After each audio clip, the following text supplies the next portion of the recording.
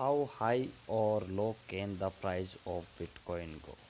जी हाँ दोस्तों, नमस्कार दोस्तों, मैं सेल्फ शंकर सिंह रावत और आप देख रहे हो रावत टेक्निकल ग्रुप। दोस्तों आज इस वीडियो में बिटकॉइन एक्सपर्ट अजित खुराना आपको बताएंगे कि बिटकॉइन हाई और लो की जो प्राइस है वो कैसे जाती है और बिटकॉइन जो वैल्यू है वो कभी जीरो भी हो सकती है।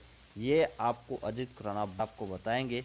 पूरी वीडियो को लास्ट तक देखते रहिए, आपको बिटकॉइन की नॉलेज आपको आएगी कि बिटकॉइन का प्राइस इतना हाई और इतना लो क्यों जाता है, स्टेबल क्यों नहीं रहता है।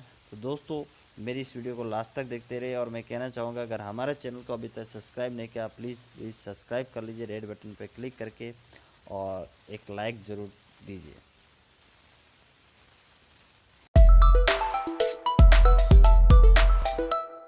The price graph of Bitcoin, sometimes I worry, is the sole reason why so many millions of people are getting interested in Bitcoin.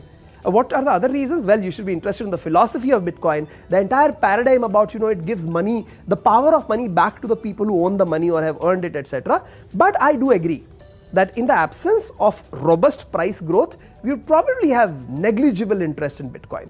In light of that, to know how high or low it can go, I think is a good question. Let's begin with the easier one. How low can it go? It can go to zero, right? What is the probability that it goes to zero? Well, there are several factors that could stir that. Extreme regulatory action could be one.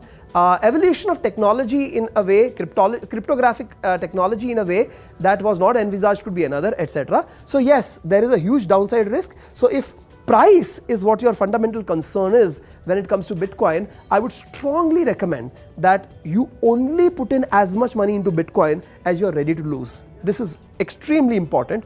Be reasonable and responsible. Now on the upside, this is where it gets a little difficult. I'll explain to you three different ways of looking at how far the Bitcoin price could go, and then you make up your own mind.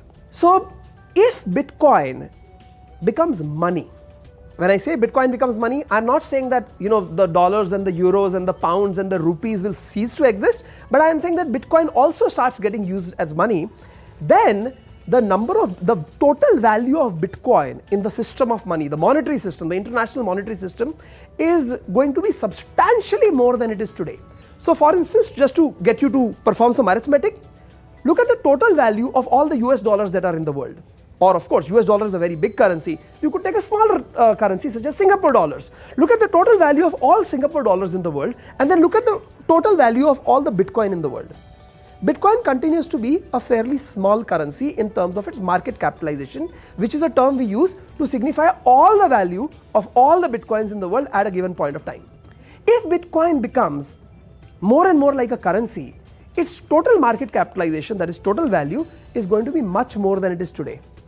So you estimate what that number is going to be, divide that by the total number of Bitcoin, which if you want an easy calculation, you could just call 20 million regardless of which year you are performing this computation in, and that could be the price of each Bitcoin. So this is one way to look at it. The other way to look at it is say, you know what, the price of Bitcoin has to be based on some underlying value. Just like when we evaluate the price of a certain stock, we want to see what is the earning of that stock.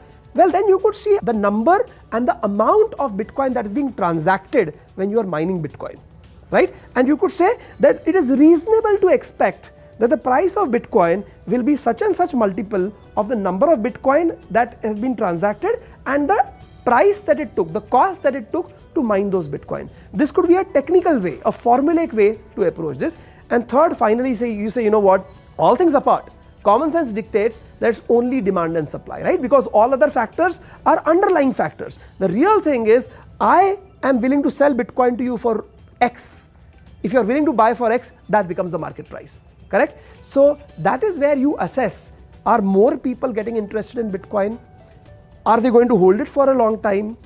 Since the number of Bitcoin that has to be created now is a very small number, in such a situation, what does microeconomics say about the demand and supply curve?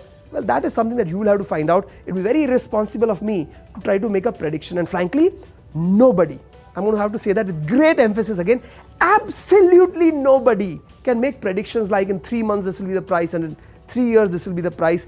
It makes for great media. I see people on TV come and make predictions, but it's very irresponsible. You have to take your own risk, and when you make that prediction, you may still be gravely wrong. So, like I said in the beginning of this video, invest or purchase only as much as you are ready to lose. Keep watching. This is getting very interesting. I want to talk to you about more things.